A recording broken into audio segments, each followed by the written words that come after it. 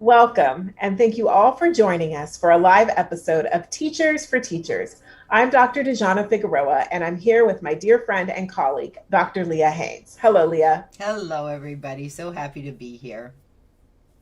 Today, we have a very special guest. We're going to be talking with Tani Lascar, the co-founder and principal at Learning by Design Charter School. Principal Lascar is passionate about ensuring that education and opportunities are equitable for all children. She wholeheartedly believes that learning by design will prove that leveling education and opportunity for all children is super important in the South Los Angeles and Greater Los Angeles area. Tani has over 5 years of experience as a classroom teacher. She began her journey with Teach for America and went on to teach math, English language arts, social studies at the KIPP Path Academy. Tani was also the director of operations for MLA Partner Schools, currently known as LA Promise. She has earned two bachelor's degrees from the University of California, Santa Barbara. Go Gauchos, I have a degree from there too, in Law and Society and Black Studies, and a Master of Early Childhood Education from Georgia State University. Her nonprofit board experience includes Teach for America, Moms Club of Santa Monica, and Valor Academy Charter School. Welcome to the show. And full disclosure, we work with Tani in several capacities, and it's just a pleasure to have you here, Tani. Hi. Hello. Thank you. Thank you for inviting me. So, Hi. Dejana, do you want to introduce? Additionally, Yeah, thanks. Additionally, also want to introduce our panel. We've got Dr. Marcella Klein-Williams joining the conversation today. So excited. Go ahead and say hello, Marcella. Hi, everybody. It's good to be here. Great. Dr. Klein-Williams is an accomplished leader in education and well known in both formal and informal learning environments. Dr. Williams is a frequent speaker on issues of equity and is currently the STEM director at Oxnard College. Happy to have her join the conversation. All right, should we get started, Leah? Let's. So, Tani, let's talk first just about the philosophy for learning by design and what prompted you and your co-founder to start this. Yeah, okay. So I'll make it as simple as possible. So we really seek to bring a progressive education to students in South Los Angeles. We are both mothers. We've known each other for over 15 years. And so we've walked through a journey together. And one of the things that we realized when we went to find schools for our own children was that they were very different than the schools that we had worked in and the systems we had worked in. So she and I had done education reform models for schools all across the country, DC, Chicago, Baltimore, Memphis. We both attended public schools as students. I'm a product of LAUSD up until like the end of high school. And what I realized was that education was approached very differently in certain communities than others. And it wasn't just about curriculum, it was about experiences and intent. And so we wanted to bring that to South Los Angeles because most of the schools there, especially charter schools, follow a very traditional model. And so the options for parents are slim who may not want their child to be educated sort of in that traditional way. So that's how Learning by Design was born. That's cool. As a parent in Los Angeles as well, I did spend a lot of time looking at different schools and what type of school I wanted my kids to go to. But I think it'd be nice for our audience to kind of spell out traditional versus progressive and what type of impact that might have on student learning. Could you share a little bit what your views are? Yeah, so traditional learning is rooted in the way education has been structured for probably about 100 years, safe to say, where, students, they go in a classroom, they sit at desks, the teacher is sort of the center of the learning. They are expected to acquire information and then give that information back to the teacher. So that's what we see as very traditional. There's homework, you're probably going from one class to another. There's some some common threads in like uniforms, how the day is structured for you. You go to English, you go to math, you go to science, you go to social studies. Where in a progressive model, it's a lot of the focus is on building who you are as a person and using that to inform your learning experiences. So you will find that students are more at the center of the learning. So it is not that it's not, the teacher isn't always driving, the students are driving. So the students might want to, learn a little bit more about frogs, or might, veer off into something in calculus that maybe the teacher didn't quite plan, but a teacher in that model would be able to facilitate that with them. You will find that classrooms aren't structured in that traditional way. There's flexible seating models, much like adults. When you go sit to read a book, you're probably not going to sit at a desk at a 90th degree angle. You might, grab a comfy chair, you might shift about, you might pause and have a conversation. Those are all the things that progressive education would bring. And it's also about learning through experience. So instead of having, let's say, some issues and you see it as a consequence, we think of it as, how do you teach responsibility to students, and how do you show them through experience how to sort of augment their behavior or their actions, or even sometimes challenging their feelings about something. So those are kind of what I would say are the basic differences between a traditional school or approach and a progressive approach. Cool. Kind of Reggio inspired, or constructionism. Yes. Cool. Awesome. What do you look for in a teacher because many have not been trained in a progressive format. So how do you manage that? That is actually interesting, because I do a lot of teacher interviews, and I used to have a format that I would follow, and then I had to throw my format out of the window because it wasn't getting me to the end goal of what we needed. The number one thing I think I give three things. I think first, you have to have the credential to work at our school. Because as a public school, you have to be appropriately credentialed. The second thing you have to do is to really believe in the work that we're doing, because the work that we're doing is rooted in social justice. And I was telling Leah a couple days ago that I recently was accepted to the UCLA Principal Leadership Institute. So the work that I'm doing is 100% reflected every day. So if you have to truly in your heart believe that the students at our school are children and deserving of the same experiences and opportunities as everyone else, and the things that they are doing are no different than children doing all across the world. And just because of the color of their skin, their gender, where their parents come from, does not change developmentally where they are. Right. So a fifth grade girl is a fifth grade girl wherever you go, right? A kindergarten boy is a kindergarten boy wherever you go. So a person has to be able to take that lens off, and really, as they say, look at their own biases, confront their own biases, and not let that land on the students, And then the third thing I would say is you have to be willing to grow. And you have to be willing to suspend what you think and move in a direction that is centered upon children. And I say that about ourselves too. As a school, we will never do anything just because we've done it before, right? So if the way we've done something has no implication on how we're going to do it today. We are okay with changing it.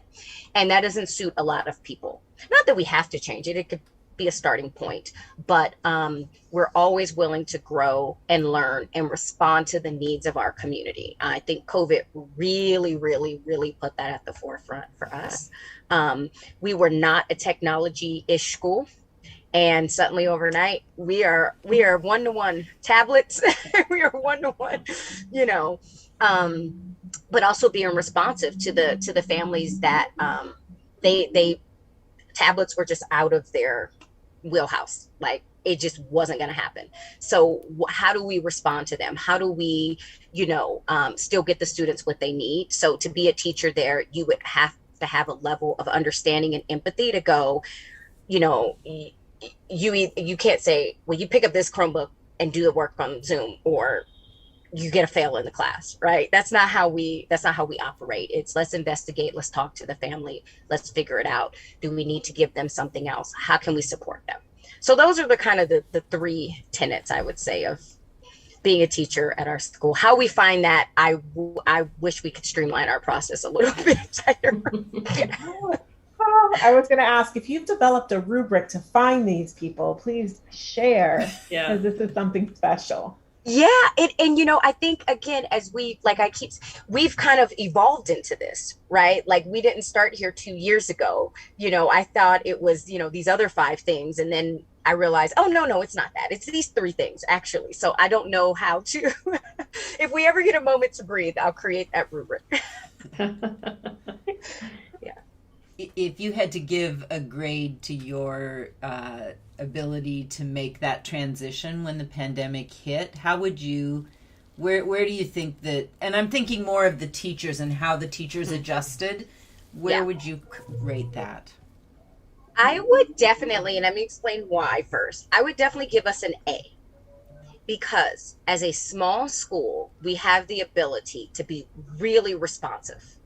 And that's one of the advantages to any small school, be it an independent school, be it a charter school. There's not a lot of bureaucracy. It's Charlotte and I. She has the budget in her hand. I have the invoice proposal, and we can line those up. There's no, if we need to pull our board, we can pull them, within an hour to sign off. So I would say that's why we were able to respond very well. We had a good variety of teachers. We had some millennials to help support our tech. For those of us who didn't speak tech, or I never attended school online myself, so I don't know what that experience is like. No one even had laptops when I was in college, the last time I was in school. So I think we did a good job at that. And we really stressed that to our families and to, just all our stakeholders, that during that time, for us, it wasn't about, are you learning your sight words? It's, are you housed? Are you fed? Are you okay? Okay, now, can we get you to get on this Zoom? Right. Yeah. That has been one of the greatest challenges, I think, is getting the kids to be willing and able to log on and comfortable, because sometimes they're not comfortable letting people see their home or the rest of their family, or they're sharing a tablet with others. So, bravo. Absolutely. I think what's important is that this moment that we're in is going to be cemented in everybody's memory, and what they're going to remember is how they were treated during this really hard moment. Tani, I was thinking as you're talking, is 2 of my kids attended Open Classroom in Ventura. So they have this great program, and there's always the hand wringing around, are they learning everything they need to learn, when they need to learn it? Will they be kind of on track with their peers when the program would complete it, I think, in 6th grade, and then they went to middle school and high school in a much more traditional setting. And my children are old, so the youngest is turning 34. And what's interesting is they both have, the 2 that I'm referring to have university degrees, and one's a teacher and one's a director of engineering. And when they talk about their education, they don't talk about their university education as being what solidified who they see themselves as learners. They actually talk about their experience in Open Classroom. And it really is interesting to look at their peers, the students that they grew up with, who are in kind of that more constructivist sort of environment, and what they've gone on to do. It's, fascinating, all the different, careers and innovation that's come along with that. But it takes so much courage of families to see that, this will have faith that this will actually work. And one of the things I was concerned about when the kids were going there is it wasn't diverse.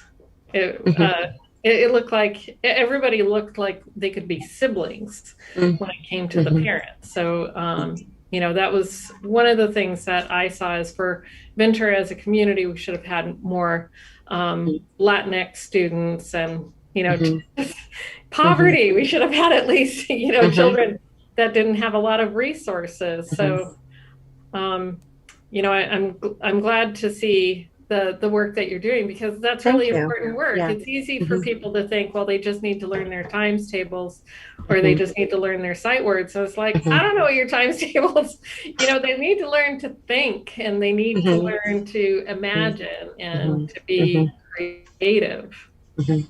Yes, agreed. I think this is the perfect time to usher that in, right? I think prior to the pandemics of 2020, people didn't really consider that, I think, a lot. Even when I was looking for schools for my child, I was at first afraid of progressive education. And I went, how are you ever going to get a good score on the SAT? Can't go to that school. What do you mean you don't have homework? How are you ever going to? So I had to challenge my own assumptions and biases about it also. And when presented for my daughter to go to the school that I wanted her to go to, which was very traditional, versus the school that she's at right now, which is very progressive, I felt like that was the first decision as a parent I ever made for her, right? Because usually it's all about me. Like, can you go to this soccer? I don't know. Let me look and see what my schedule is like, right? Like, what sports do I want you to play? And so I think it's very important that I had that experience so I can speak to our parents about it, but also speak from a cultural lens of understanding how traditional education became sort of the dominant choice and at some points preference. But as we see, things are sort of, I think, spinning, and now we have so much more focus as a society on how we feel about our mental health, about our physical health, which I think is wonderful. That's one of the good things that happen. And so I think it is easier for parents to digest that, what you're saying. It is a challenge though, because people aren't used to it, right? Like the students, we do get students in upper grades that enroll in, 5th or 4th, and they're not used to it, right? Even finding teachers, a lot of the time, it's a new idea for them.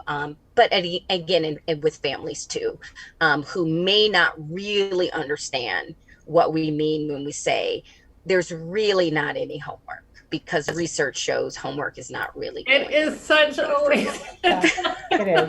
At this grade level, right? Yeah, ACSA. So ACSA is the California Association of School Administrators. They had put out a white paper years ago that was talking about homework and what it actually does. The only thing homework is useful for is to inform families of what's happening in the classroom up until a certain age. And that certain age is like secondary. So they had this terrific white paper, and I would use that all the time because they were giving these little people so much darn homework. So the rule of thumb is supposed to be 10 minutes for every grade level. If you just have to give it.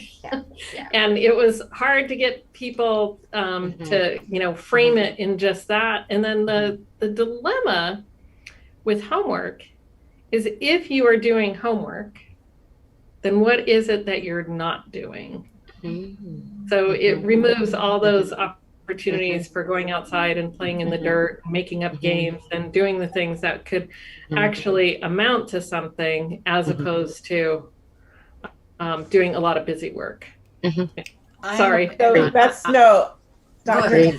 Glenn Williams, I agree so much. So I'm one of those parents. There's two things that I wanted to share. I'll get that later. There's two things that I wanted to share here. Is one, I live in the South Los Angeles area, and I was a parent that wanted a progressive opportunity for my kids. And there was a time in my life where I drove an hour and 15 minutes from my home to find the right school for my young ones to be in a progressive school in Calabasas. It was called Muse School. And then I also had them go to a Waldorf school for a little bit. Wow. And then to speak to what you said about the homework issue, some years passed and they had to go to a more traditional school. They were still little and there was homework. I was the parent that was like, you don't have to do the homework. And it was driving those teachers crazy. You know, my second grader never did homework and I'd get calls about responsibility, like it's responsibility building. And I'd be like, no, I just want them to play. I'm so happy to hear that because for, you know, I feel like for a good chunk of time, we were building workaholics. Right? We've got them at school all day, then we send them home and they've got homework to do all evening and kids doing homework till 11:30, 12 o'clock at night. That's how you get people who don't know how to take a break from work. Right. Said by someone who has not taken a vacation in several years. Who's talking here? Yeah. But the whole idea behind that is like exercise, that if you did it, something good would happen. There would be a good outcome. Yes. But what the research says is no. Yeah. It's like you could spend hours on that treadmill, but you would never have built a muscle, gained anything. And then the how homework backfires is sometimes what was happening is educators were sending home homework, and I'm an educator, so I'm not picking on anybody, where they really hadn't mastered it and they weren't practicing it. So they were sending it home and it was still too new of learning. So then they were practicing it wrong. And then they were fossilizing in their brain the wrong way to do it. I don't know if anybody understands, like when you think it's push and it's pull and you can never undo that because you learned it wrong. So it's kind of like there. So instead of it being a good thing, well, they learned something. No, they didn't learn anything doing it. You just made a new problem. Yeah. And kept those families from interacting with their children at the time that they actually can. You know, the truth of it is a lot of times our children now, if they're involved in an expanded learning program, the only other person who's on campus longer than they are is the site administrator. So they'll come in the morning for breakfast, stay until 6 o'clock. So that's a lot of hours that they're there. So then if you're coming in and robbing that dinner hour and afterwards before they go to bed, if their families are only getting them for a couple of hours a night, you know, for us as educators to come in and say, oh, but we really still want that time too. It's like, that's not fair. Yeah, and it makes the parent the marshal. Like they can't just enjoy the kids and play and have fun with the kids. They've got to marshal that homework, make sure they get it done. Not good. So Tani, what are the plans for the school? So right now you're kindergarten through 5th grade? Correct. And what's the long-term plan? Wow. Right now we only have one grade level one class per grade level. I think for me, I would like to see more students coming in, and because we also have to do TK. So, in the TKK grades, because I think those have the greatest impact.